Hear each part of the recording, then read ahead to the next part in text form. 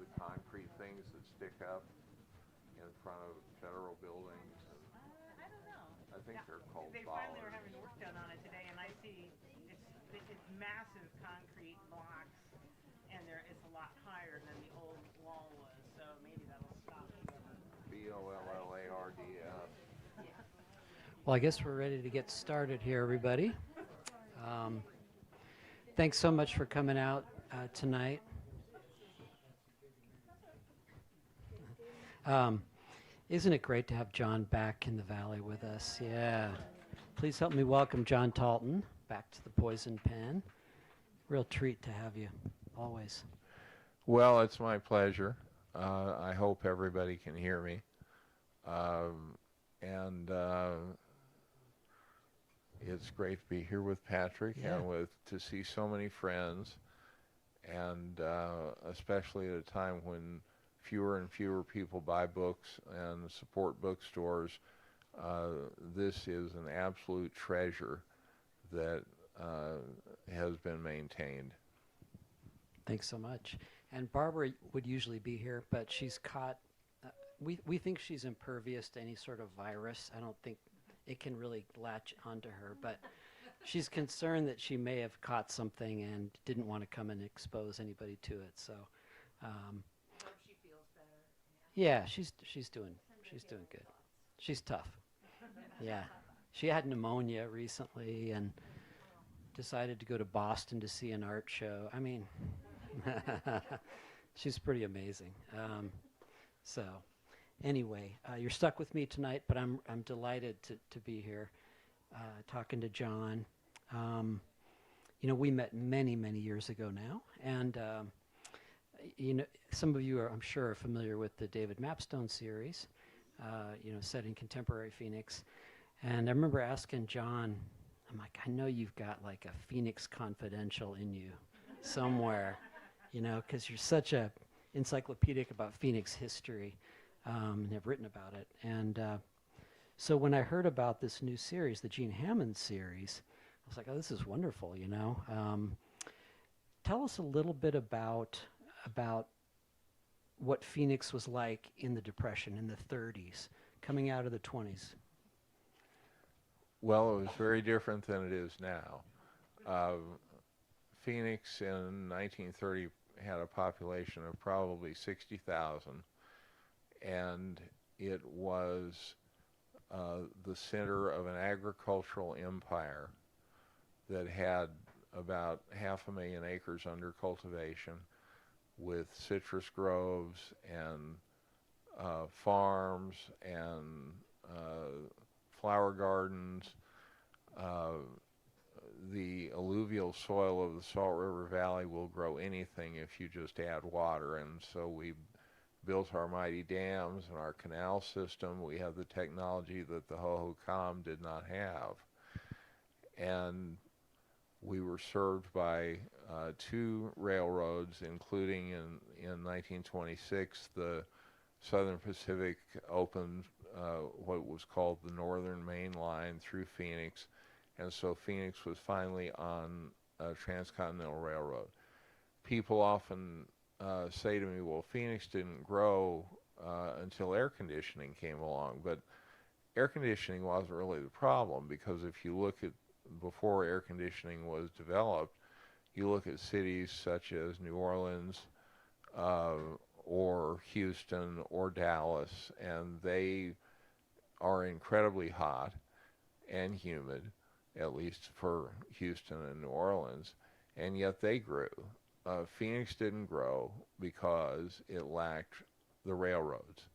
And so when the Southern Pacific came through in 1926 with the Northern Main Line, it routed all of its passenger trains through Phoenix, and it also provided the ability to ship our produce all over the country. And we shipped produce as far as New York City, get a rope. And so there's that aspect of Phoenix. Phoenix was already the largest city in Arizona, because Arizona didn't even have 1 million people. It probably had 500,000 people in 1930. But it also, Phoenix also had a notorious red light district, and it had police corruption, and it had real live gangsters, whether homegrown or from the Chicago outfit, which placed a gambling wire here under the stewardship of a fine fellow named Gus Greenbaum. Who was later murdered. He was later murdered in a house in Palmcroft on Monte Vista. Yeah. And the house still exists. And Greenbaum was the master of the skim in the Las Vegas casinos, but he loved Phoenix, and so he was. This is way after his time in the 30s. This is in the 50s. He loved Phoenix, but the outfit wanted him to stay in and mind the casinos in Las Vegas and take the skim, the profits off the top of the casino winnings before the betting commission could audit them. And but he also developed a severe cocaine addiction and alcoholism, and he started skimming more and more for himself. Individual mobsters at his level could take a little bit, but if they took too much, they would get a warning. And Greenbaum was warned again and again, and then one night, 2 hitmen, as he and his wife were about to have supper, or dinner if you're from Durant, Oklahoma, which is lunch. But they were about to have supper. They were cooking steaks, and 2 hitmen came in, and what happened next was that both of them were tied up, and they were separated, and I believe, and Cal can correct me if I'm wrong, that Greenbaum was taken back in the bedroom and shot in the head, and his wife was shot on the living room sofa. And then the hit team stayed and enjoyed the steaks. And that was the end of Gus Greenbaum. Wow. I always heard that their throats were slit. No, they didn't slash their throats. No. I don't believe. No. Too messy. Too messy. Now, wasn't Greenbaum the one that had the sort of the penthouse at the very top of the Lurs? Was it Lurs he had Tower? His office on the Lurs Tower, yeah. Yeah, wow. Now, when you come back to Phoenix, is it kind of like, what's it like for you? I mean, you're seeing less and less of the old Phoenix.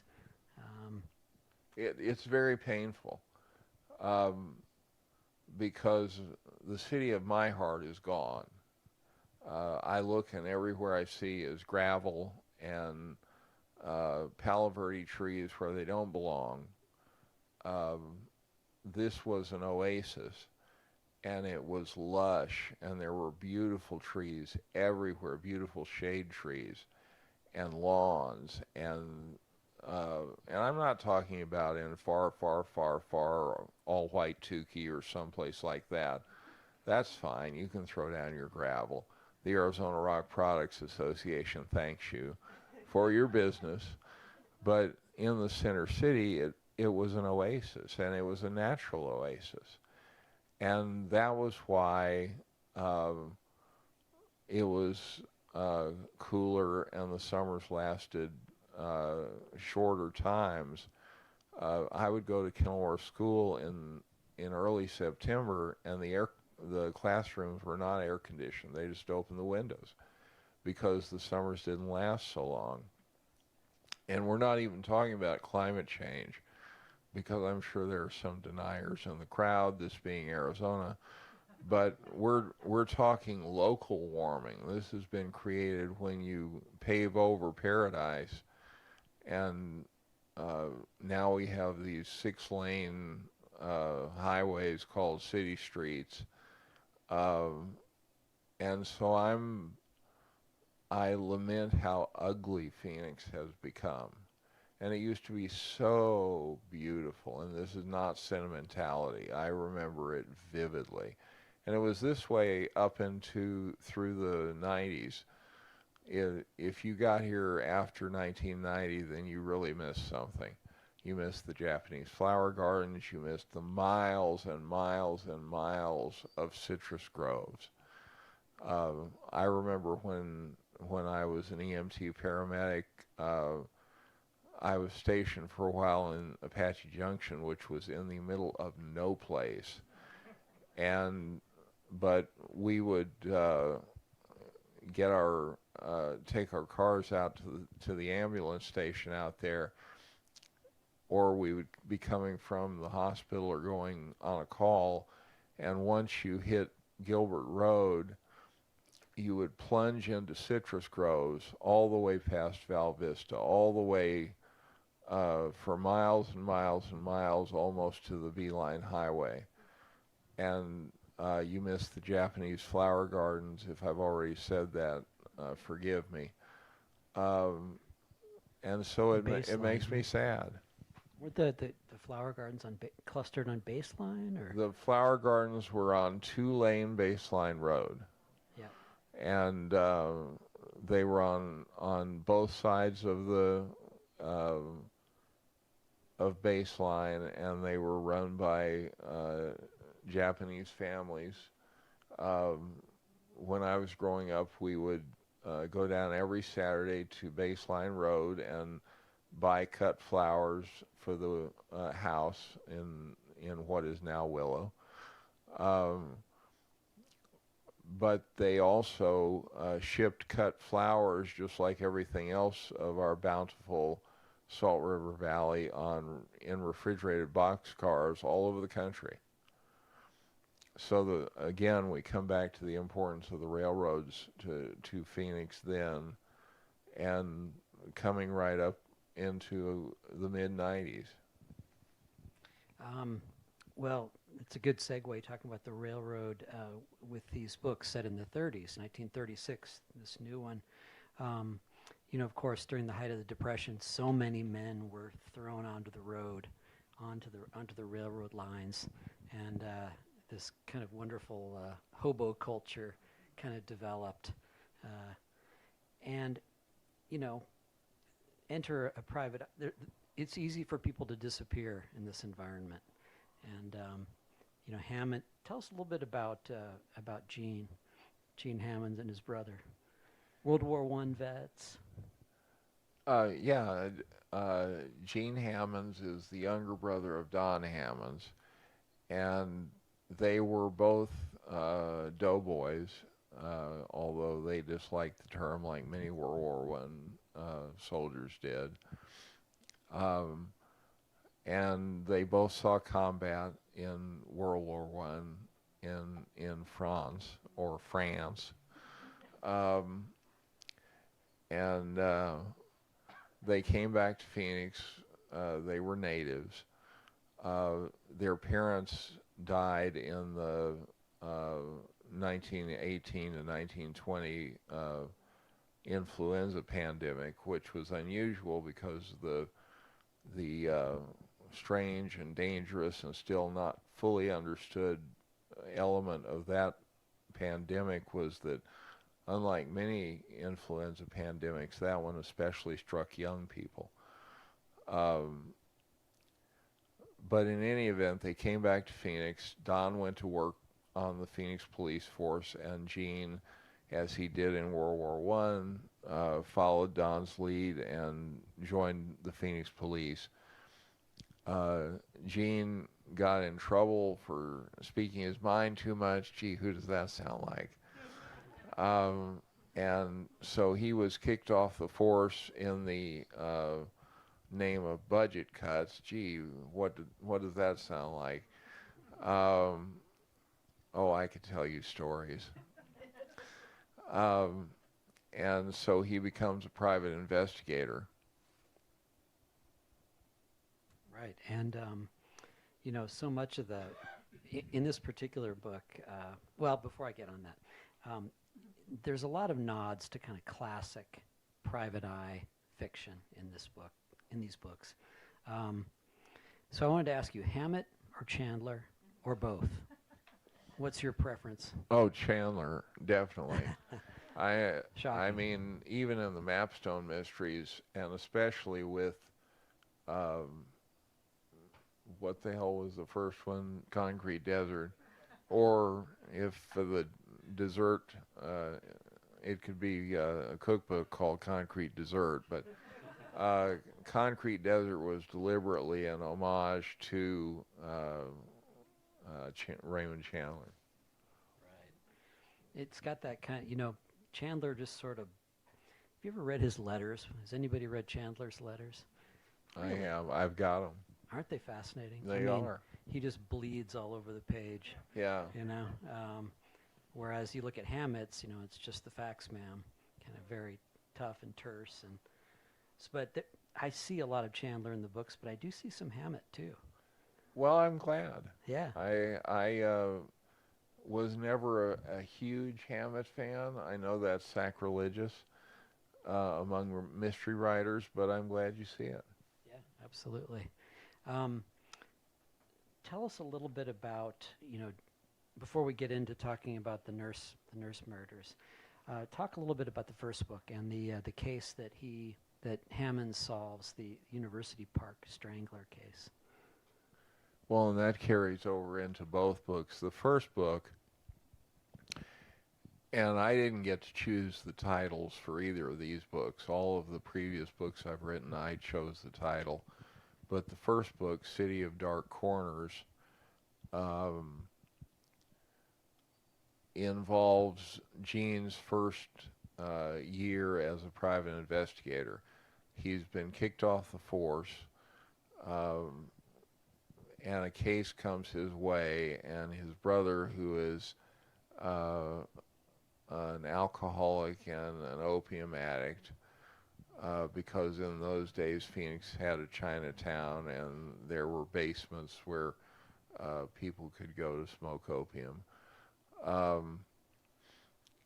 That seems very civilized, doesn't it? I mean, like, you know, lying in there on a pallet with a, you know, maybe, Well, maybe that says more about me. Compared Sign to me up. today, compared to today, especially in Seattle, but in any event, his brother draws him into a case that ropes Gene back into working with the police, but not for the police. So his first outing has him struggling to succeed as a PI and struggling to solve this case. Have you all read that book yet? No. Okay. Don't want to spoil it. No. So what's going on in the nurse murders? Tell us what Gene's getting up to here. Well, again, I didn't get to pick the title, so you could call it the Nurse Murders. What was your title? Or the Merce Nerders. After I didn't get to pick the title, I don't want to air too much dirty laundry here, but but what the hell? Because they've kicked me to the curb anyway. But the Nurse Murders is set 3 years later. So the country is slowly recovering from the depths of the Depression. It wouldn't fully recover until the eve of World War II. Phoenix has recovered more than most places because the Arizona congressional delegation ensured that Phoenix got much more than its fair share, and the same thing was true of Arizona, of New Deal money. Phoenix was a solid Democratic city, and Arizona was a solidly Democratic state, believe it or not, that voted for FDR. and he actually campaigned here. There's a photo of him with Senator Carl Hayden, looking young but still bald, and Governor George W.P. Hunt, or as he was known, Old Walrus, who was Arizona's first governor and the president of the Constitutional Convention that wrote Arizona's Constitution, and served multiple terms as governor off and on. It was 2-year terms back then, but he was in the 30s back in the governor's office of the state capitol building, which most people don't know is was built as the territorial capitol building.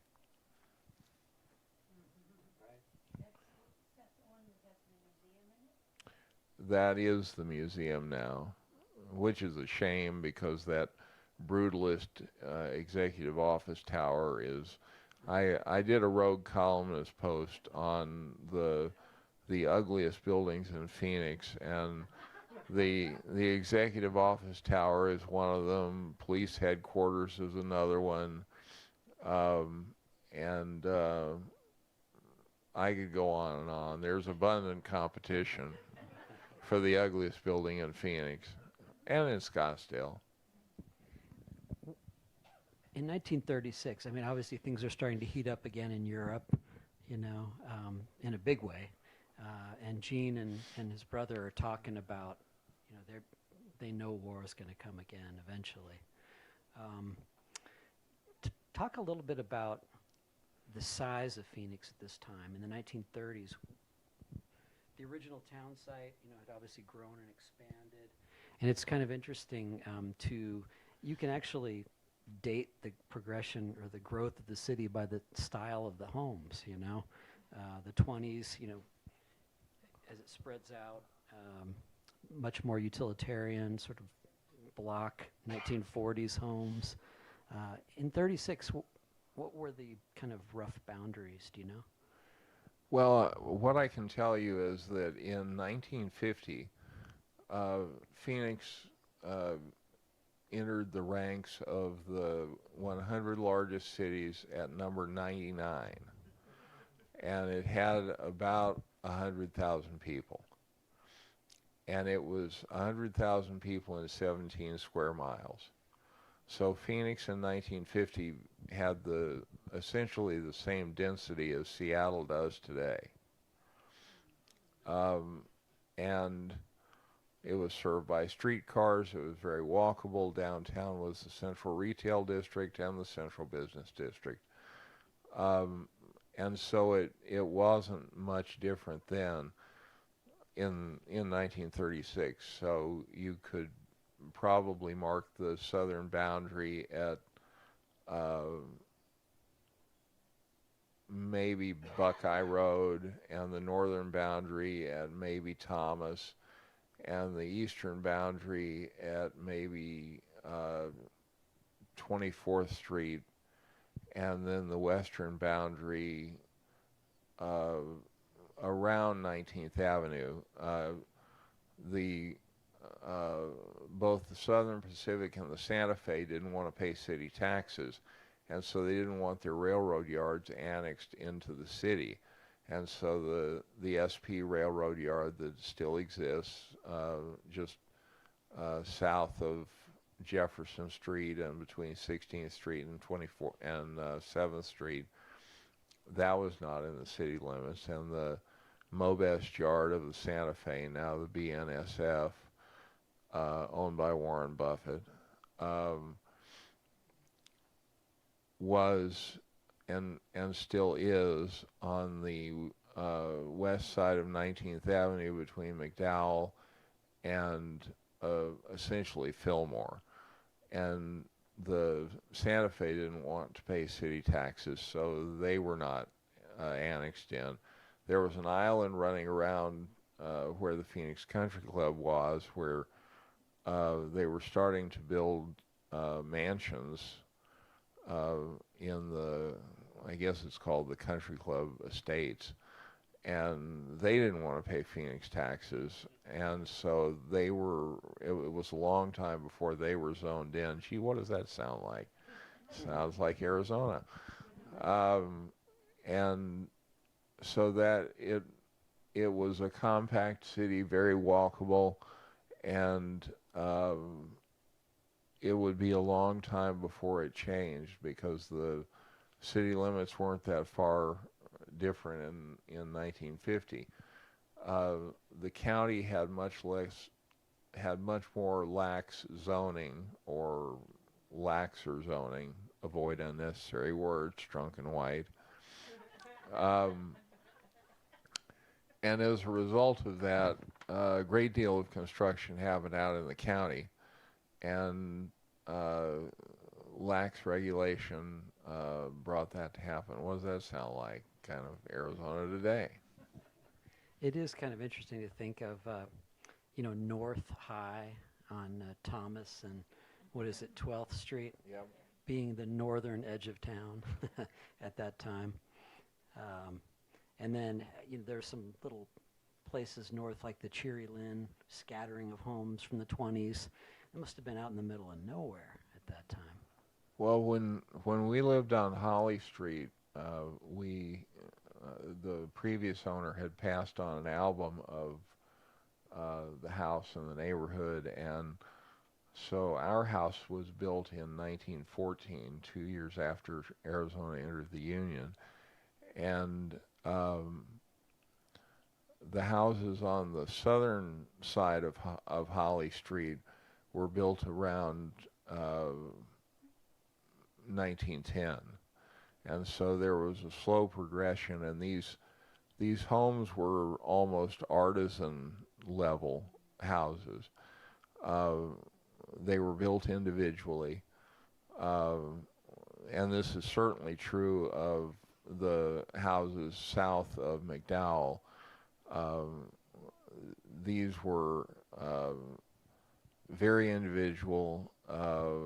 There were certain styles that were common, such as bungalows, but you can go to I believe it's 3rd Avenue in Portland on the northwest corner, and you can correct me, north of downtown, folks, if you wish, and you'll see this wonderful Italianate mansion that has a sweeping veranda, and that was the home to Frenchie View, a very different Frenchie than my character Frenchie, who was a real person as well. But Frenchie View made his fortune by building sidewalks all around Central Phoenix, and you'll still see the Frenchie View imprinted on the concrete of the sidewalks.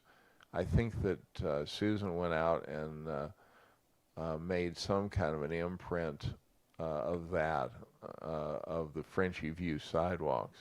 There's one right in front of your old school, Kenilworth, and what's kind of neat to see is that I was walking along there recently, and they'd replaced a bunch of the sidewalk, but they left that one square, which I thought was very for respectful. once, Phoenix does something decent.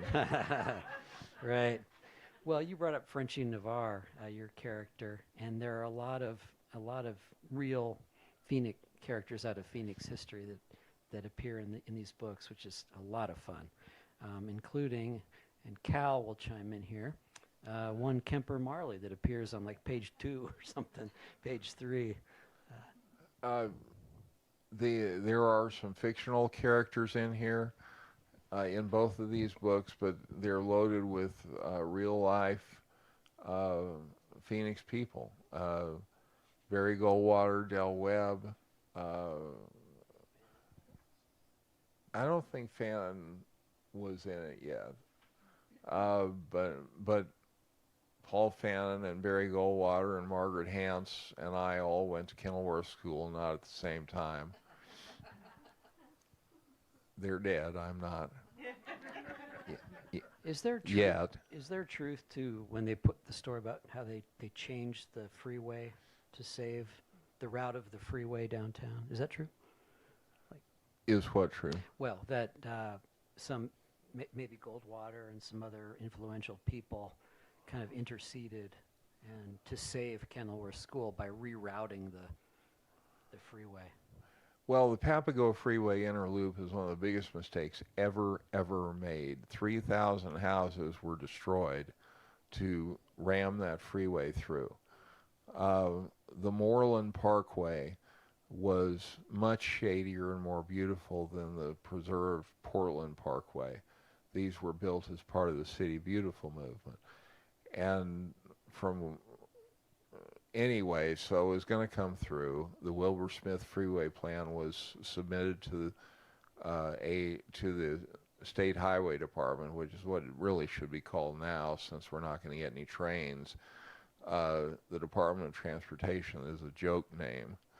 But the Highway Department approved it, and the City of Phoenix approved it. It could have been worse. They wanted to run a freeway down Roosevelt. But at first, it was going to soar 100 feet high over Central Phoenix. So at Central Avenue, it would have been 100 feet in the air. And it would have reached 3rd Avenue and 3rd Street by helicoils that would come down.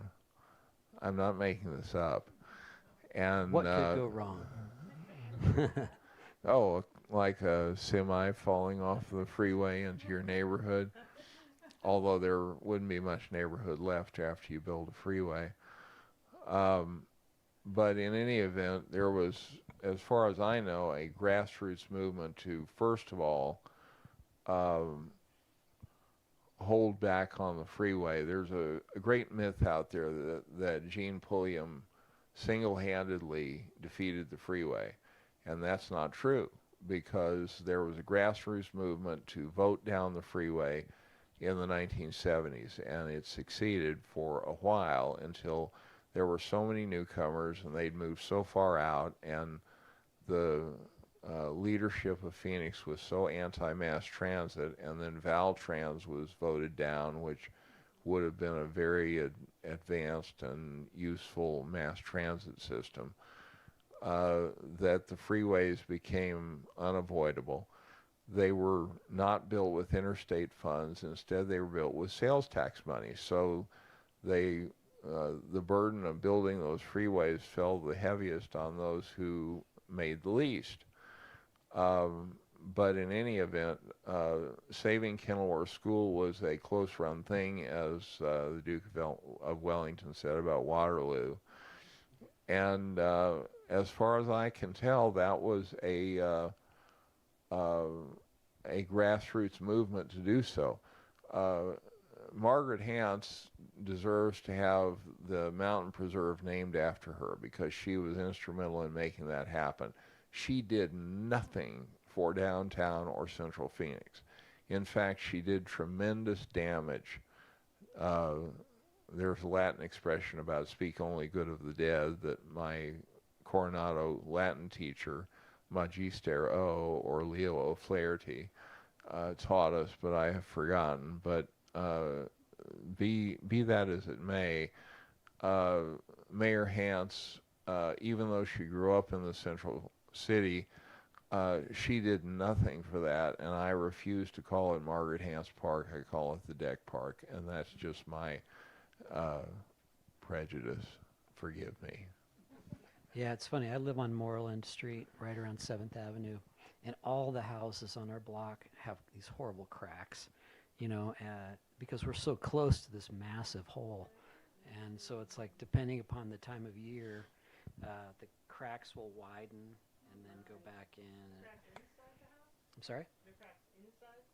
Yeah, we have some inside too, and outside. This is the price we pay for car culture and having this massive gash of a freeway. That used to be a contiguous neighborhood that ran all the way from Thomas to Roosevelt and beyond. And so of those 3,000 houses that were demolished to ram the Papago Inner Loop through, I would say a good 50% were the kind of priceless historic houses that are now worth $1 million in places like Willow. Um, there was an option to connect at the Durango curve, and that's what they should have done. Because they built the South Mountain Freeway anyway, that was a boondoggle that some connected people made a lot of money off of. Because if you don't build freeways, then the land isn't worth anything, and you can't keep building tract houses, stamp them out like cookie cutters, and then wonder, gee, why can't we get more water? Well, as you all know, I mean, so much of the fun of reading your books is reading about, you know, all the sites and the places that we all know. However, is there a challenge? Do you face a challenge in the amount of detail that you put in? Like when you're writing about 1930s Phoenix, how is there a fine line between packing it with detail and potentially losing the reader? How does that work? Well, these are not Diana Gabaldon size books, and my pocketbook is not the size of Diana's. And she's a wonderful writer, and you should buy some of her books tonight.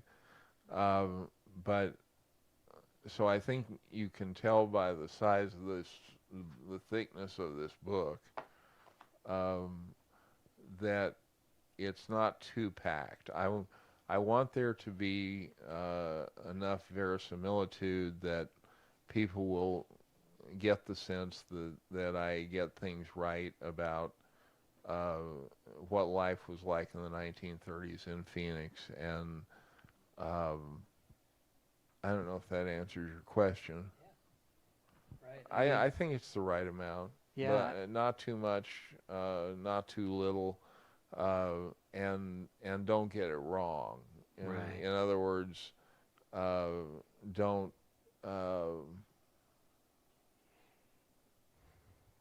don't have everything revolve around the airport, Yeah. because transportation then revolved around the railroads. Right. And there, you know, Phoenix has this wonderfully lurid underbelly and criminal history that really deserves to be explored, which you do. You know, you take us down into, you know, Paris Alley and all these. And the red light district Yeah. that ran from about say 12th Street to 16th Street and a little farther beyond and south of Jefferson Street. I remember some years ago you were talking about how you were looking for more photographs of the Deuce in its prime.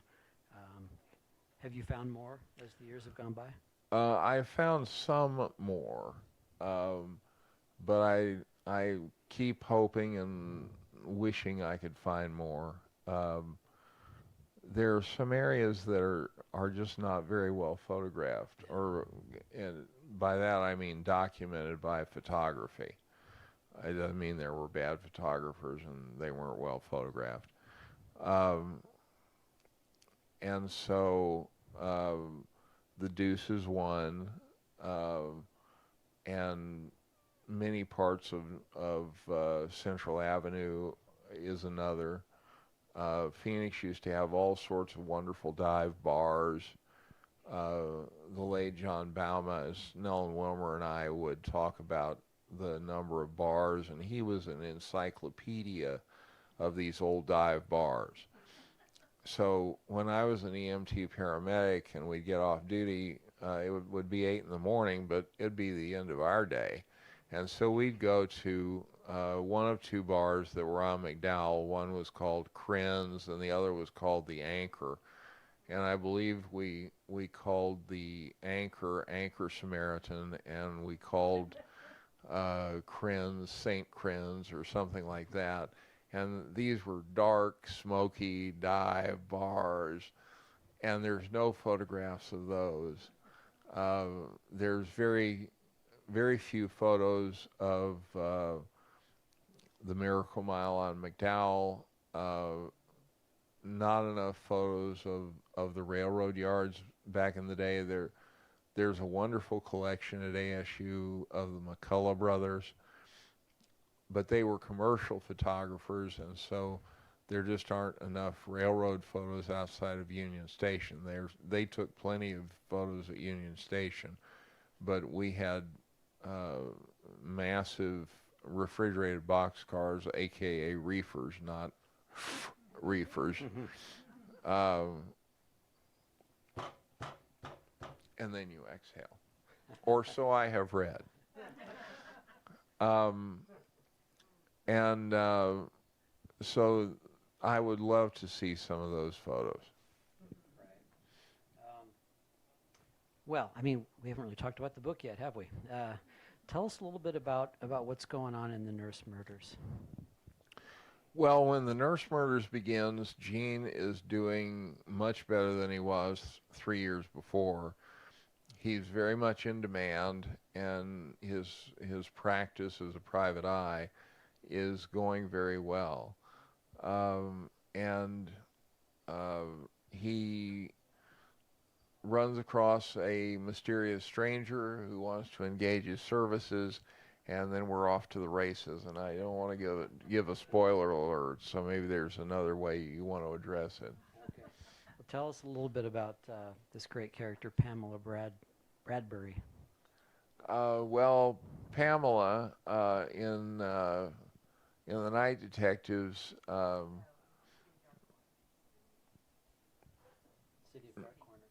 No, in the Night Detectives of the Mapstone, David says to himself about the names he likes, and he talks about Susan and Linda, and then he says, Pamela, 3 syllables of sexy. Now that's David. In Pamela first appears as about to be graduating from the State Teachers College in Tempe, or as the narrators of my books just habitually say, Timpa, or how hard is this?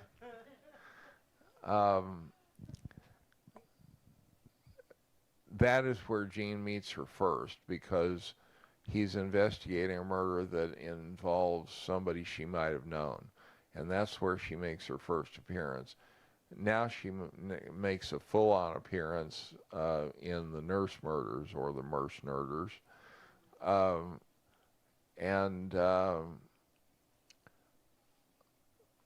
here is an example of a character like Lindsay in the Mapstone Mysteries, where she starts off as a peripheral character, but just kind of worms her way into the author's head, and you can't get rid of her. And that's one of the delightful things is when you're writing a novel, the novel has the ability to surprise you. She's a great character. She really seems like a lot of fun to write. Yeah, I had fun with Pamela. Don't tell my wife. You know, obviously most of us know about the Winnie Ruth Judd case. You know, very famous, 1930, 31, I think it was. And just reading about, you know, what a fairly small place it was, and all these. I probably shouldn't say this because we're live, but somebody came in I was talking with that was part of the O'Malley family. Yeah. The lumber family, and we got talking about, you know, because there's some connection with the O'Malleys and that case in some way, and she was talking about how, yeah, there are some old men who went to their grave, you know, keeping some pretty big secrets, and you know, just this whole world of, you know, the summer wives and you know, these sort of young party girls that were put up in these duplexes downtown, and surprise, surprise, who owned that duplex? Ruth Judd's, the O'Malleys.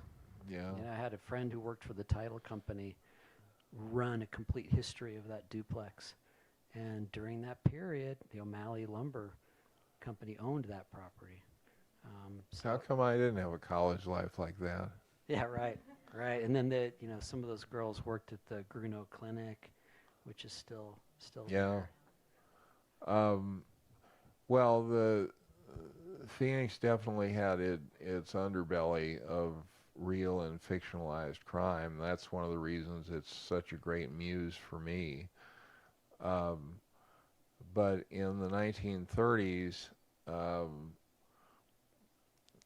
you had a very small and insular city, and uh, she never went by Winnie. She went by Ruth Judd. And there's no way that she could have possibly uh, sawed those women apart and stuffed them into trunks. Then she took them down to Union Station, got on the Golden State Limited, went to Los Angeles, and when a baggage man saw uh, blood seeping out of the trunks, he called the LAPD and she was arrested.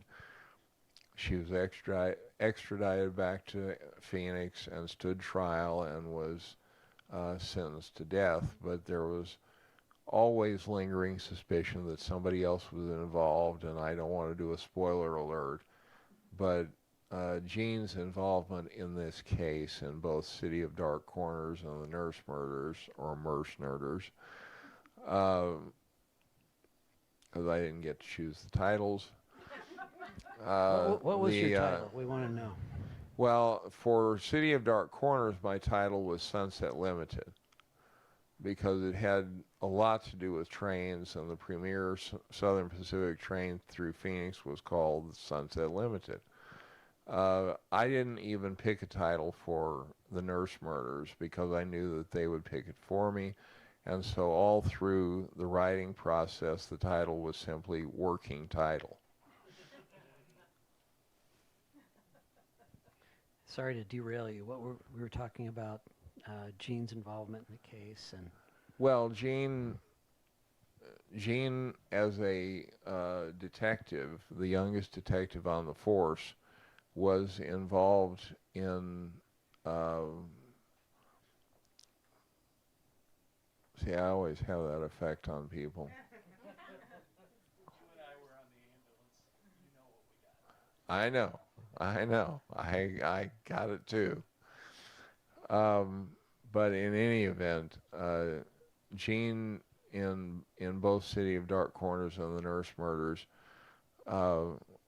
has two things that trail him around. One is that his involvement in the Ruth Judd case and his being fired from the police, and then the second thing that follows him around is the University Park Strangler case, which he was the detective who solved. That is fictional, although there is a part of Phoenix that's called University Park that most people don't know about. It's it's west of Grand Avenue and north of Van Buren Street, and it was supposed to be the site of a university built by the Methodist Episcopal Church. But for whatever reason, the university wasn't built, but it maintained the name University Park, and you can only imagine the what might have been, because Phoenix is by far the largest city in the country with only one real university. I guess the U of Hay is up here in some presence, but it's certainly not like other cities. When Los Angeles reached 1 million people, much faster than Phoenix did, by the way, it already had about 5 major universities, including UCLA and the University of Spoiled Children, otherwise known as USC, where I did a fellowship, so I shouldn't be shouldn't diss my pseudo alma mater. Go Trojans. before we open it up to questions, I wanted to ask you a little bit about the portrait of Jon Talton as a young man. I know you went to Kenilworth and then you went to Coronado, and on the ambulances. Tell us a little bit about, before you really became a writer and how your sort of sensibilities were shaped. And I know your mom played a role in that, right? Yeah, it was a dark and stormy night, or he was a dark and stormy night. Um, well, I'm a fourth generation Arizonan, and I went to Kenilworth School in the area north of downtown Phoenix. And then when I went to high school, we moved out to Scottsdale, and it wasn't called South Scottsdale then. It was. I've learned that there's some class difference in Chandler, which when I was on the ambulance was this teeny tiny little spot out in the middle of the alfalfa fields, but that South Chandler is somehow superior to the rest of Chandler. But that's the way things go here. Everybody vies for the opportunity to look down on somebody else. Like there's North Scottsdale and South Scottsdale. But back to the story, we moved to Scottsdale, and I had the gift of going to Coronado High School, where my Arizona history teacher was Marshall Trimble. We had a wonderful music and theater program.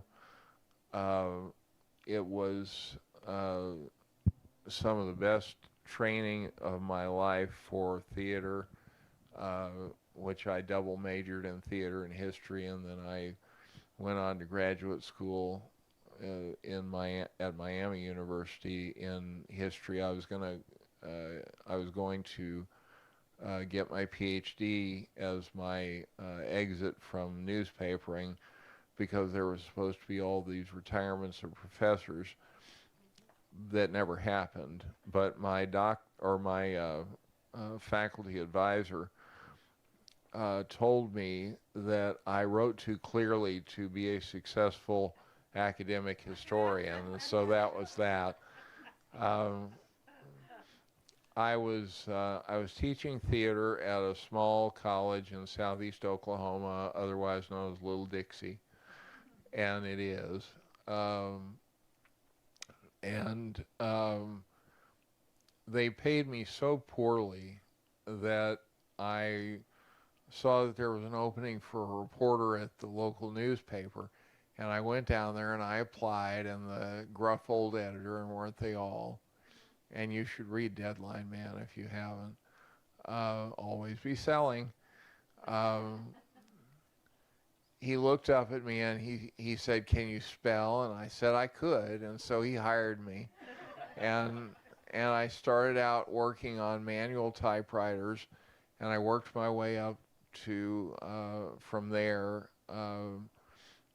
I worked at this fierce PM newspaper in the North County of San Diego called the Blade Tribune, where we locked them up and put them in jail with our stories. And then I went to Beaumont, Texas with Hearst with the Beaumont Enterprise, and I led the I team as well as being the business editor. The I team was looking into the suspicious deaths of prostitutes and people involved in the drug trade, and they had a contract out on us to kill us, so we were armed at all times. The Texas Rangers gave us a phone number to call in case we got hauled into some local police department that was compromised, and it was Uncle Bob, and we would use our one phone call to call Uncle Bob so the Texas Rangers could spring us before they put us in an oil drum in the Gulf of Mexico. From there, I went to the Dayton Daily News, which in those days was a grand, wonderful paper. And from there, I became a turnaround business editor who would fix bad business sections and make them better. but that always involved just loosening the reins on the good people who already worked there. I only fired 2 people in my entire career as a business editor. I went to the Rocky Mountain News, and then I went to the Cincinnati Enquirer, then I went to the Charlotte Observer. And I vowed I would never go back to the South. But the only good thing that came out of that was I found Susan. And then I made the mistake of accepting an offer to be a columnist at the Arizona Republic. Every journalist has a fantasy of becoming a columnist in his or her or their hometown. And man, did I screw up. And the worst part of it was that I should have gotten on mood stabilizing drugs and written about how wonderful everything is and how wonderful the politics are and how great it is that we're eating up an acre an hour with sprawl real estate, and there's no such thing as the real estate industrial complex. Never written any of those things, no matter how many mood stabilizing drugs I would have had to have taken. And then there was the damn spinal cord tumors that put me in a wheelchair because most of the time I could walk, and that makes a big difference. I started writing my first novel when I was around 28, and I sent it off to 50 agents and publishing houses. I got 50 rejection letters. I taped them to the wall in front of me. This is, I'm sure somebody else did this, but I did it, and then it got so depressing I stopped doing that. So I put that book away, and then I wrote what became Concrete Desert in the 1990s, and sent that off to 50 rejections. And then the Charlotte Observer had this event that was, and I forget what it was called, but it was what our writers and editors do in their spare time. And so you had several people playing the guitar, and then you had a number of people with very badly done Southern Gothic novels, you know, imitation Faulkner. No disrespect to my colleagues. And then I got up and I read part of the second book, which I'd already started, which is, no, Camelback Falls is the third. This is Cactus Heart. I read one chapter of Cactus Heart, and the audience was just blown away, to use a cliche. Good editors remove cliches, as Tina can attest.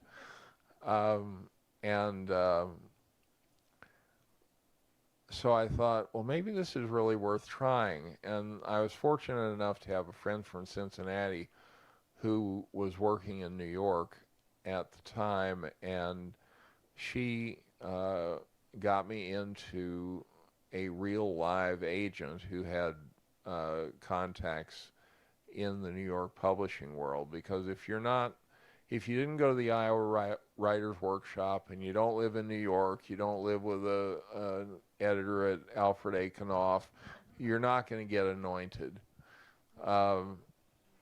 That's my word for it, anointed. And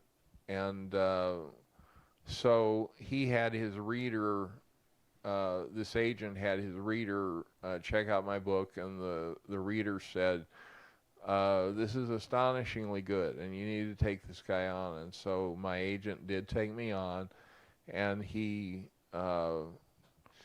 one night he took a cruise where he knew he would meet some editors from St. Martin's Press, and he happened to cajole one of them into taking it, and St. Martin's bought it, and I was off to the races. I never made it big. I was just a mid-list author. the next Mapstone books flowed very easily. Um, some of the others not so much, but the Cincinnati case books, I love those. But they don't sell well. I don't know why books set in Cincinnati don't sell, but they don't. Um, and does that answer your question? I mean, the whole thing is totally accidental. My mother wanted me to be a lawyer. Is that right? So how did you end up in Seattle? Well, the Arizona Republic fired me. They fired me for calling the real estate crash. And I wasn't the only journalist to call the real estate crash, but I was one of the few. And fortunately, I had ties with the Seattle Times because uh, I had interviewed for their business editor job a few years before, and that's another story. But I had connections with the Seattle Times, so I went up there and was fortunate enough to become the business and economics columnist for the Times, winner of 11 Pulitzer Prizes, locally owned, and delivers a print newspaper 7 days a week. And every day that we're in business and I'm employed, I'm pleasantly surprised. But when I called the bank run on Washington Mutual, instead of being fired, I was rewarded. And when I write about the tough stuff, they allow me to do it. It's totally different than Gannett, much less the new Gannett, which is really not the old Gannett. The new Gannett, which is... USA Today. No, the new Gannett is... what is that company called that bought... Oh, Gatehouse. Yeah, Gatehouse. I call it Gannett House. Well, Gatehouse, which took the Gannett name, makes the old Gannett look like Knight Ridder or the New York Times. And by the way, thanks for selling Knight Ridder, Tony. Hi, Tony. Hope you're enjoying it up there on the peninsula. Questions? Okay, good. Oh. You and I went from Phoenix to Seattle together, and it's about the comments. So when a column is published, do you read your comments? Do you ignore your comments? Do you just laugh at your comments? Because you get some really good ones in the Seattle Times. You get 600 comments sometimes. For my mental health, I don't read the comments. But I try to give a response to everyone who emails me, even the dude who emailed me and wrote, Talton, you're, Y-O-U-R, an idiot. You should put that on your next book, like a blurb. That would be great. I just need to take my mood stabilizing drugs here for a minute if you'll bear with me. Otherwise, I might have the kind of management Tourette's that didn't do me well in newspapering. Management Tourette's being that I would be in a meeting where they were talking about the latest fad in journalism and I would just suddenly go, bullshit!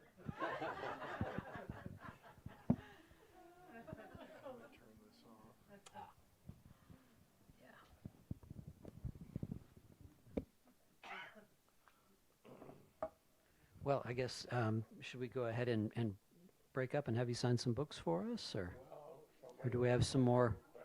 Any other questions? Do you have plans now for more books? Do you have, what is your plan for the future now? We'll get to you, Cal. As Jackie Gleason said, okay, well, Donis knows the answer, so I'll just, thanks for teeing it up.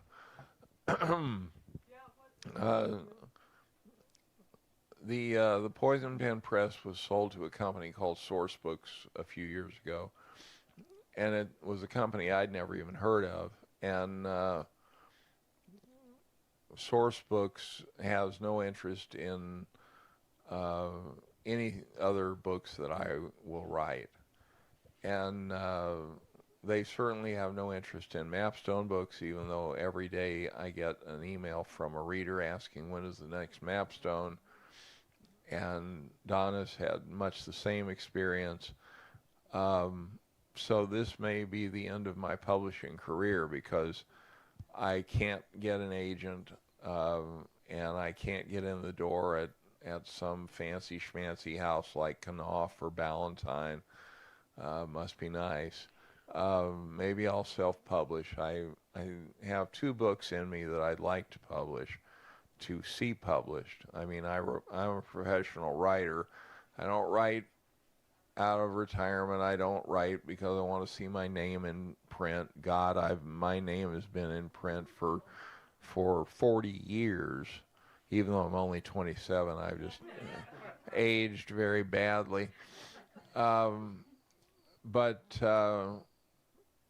one is a novel about my time on the ambulance, and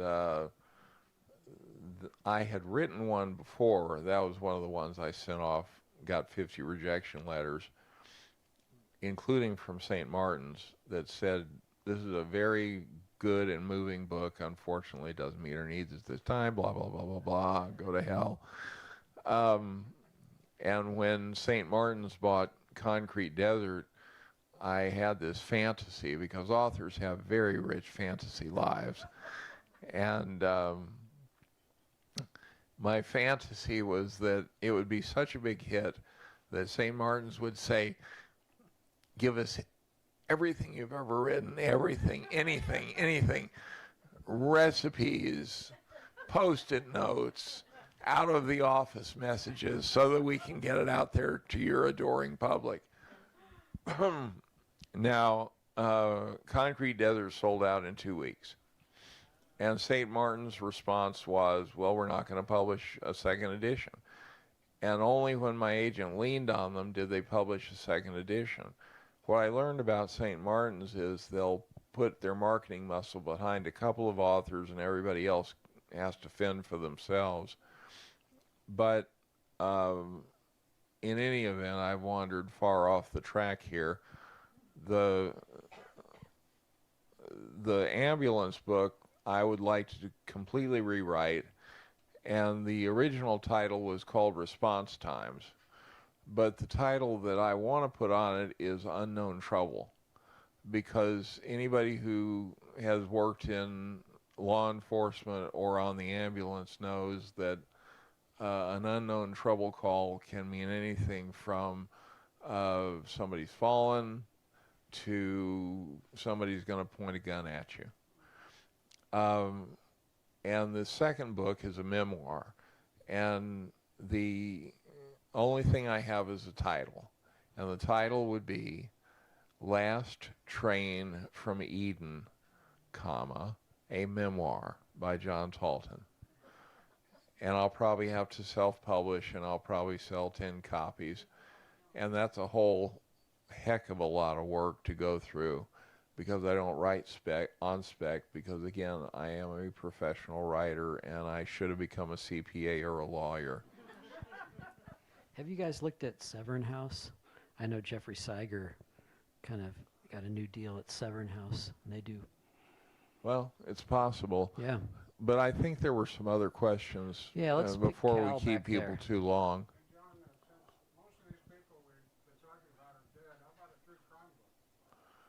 I don't really have any interest in true crime, but one thing I learned about when I first wrote about Marley in the bomb shelter is that you can't libel the dead, and that's so helpful.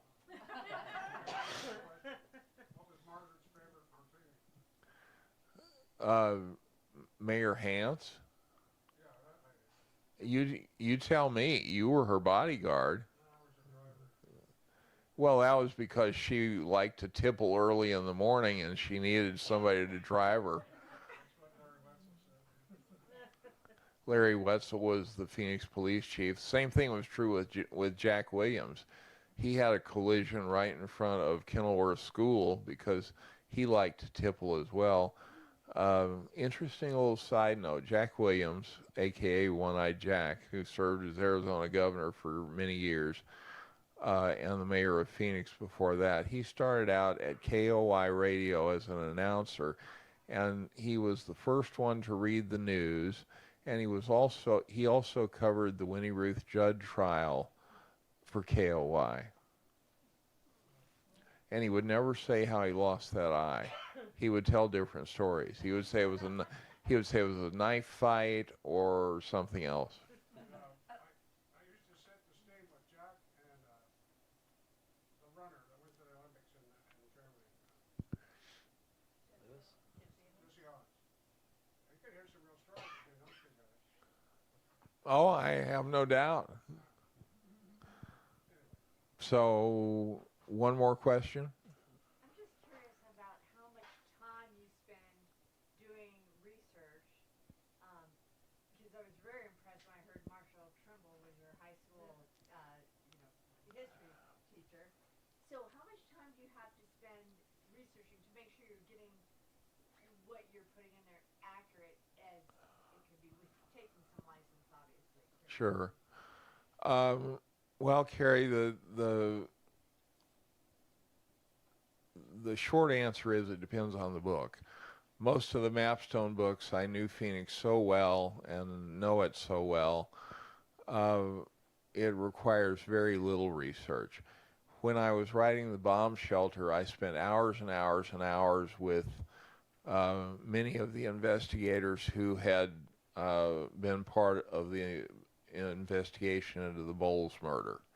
And so in that case, there was a lot of research. I still have those notes, and Cal was instrumental in opening doors for me on that.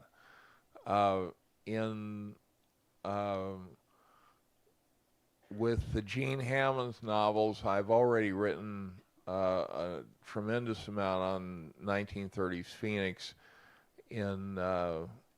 on my blog called Rogue Columnist, www.roguecolumnist.com, always be selling. But it's free, it's pro bono, because nobody else is writing what I write about Phoenix. I like the We Built It, You Bastards. Yeah, that's for light rail. We built it, you bastards. And the reason was that the opposition was so thuggish and hysterical, even though it's been a tremendous success. I came to Scottsdale one night I was offered the chance to speak, and some guy said he'd shoot me if they brought light rail to Scottsdale. And I said, well, come up here and do it, because you better make the first shot count. I was taught, I'm unarmed, but I was taught to shoot by my mother, who was a crack shot, and you better make the first one count. And then things kind of dissolved into chaos until my dry sense of humor could bring things back into shape. And let's just say that Scottsdale, even though I went to high school here, doesn't really like me. Scottsdale, oh Scottsdale, as Mapstone says to himself in The Night Detectives. I don't know. I mean, we're in Scottsdale. We like you. Well, in The Night Detectives, there is a reference to, quote, the wonderful Poison Pen bookstore, unquote. Ding, ding, ding, ding. Always be selling. Well, I think this is a good note to stop on. Exactly. Thanks, everybody, for coming out tonight, as always. Thank you so Nice much. round of applause for Jon. Thank you so much. And you want to just stay here? Yes.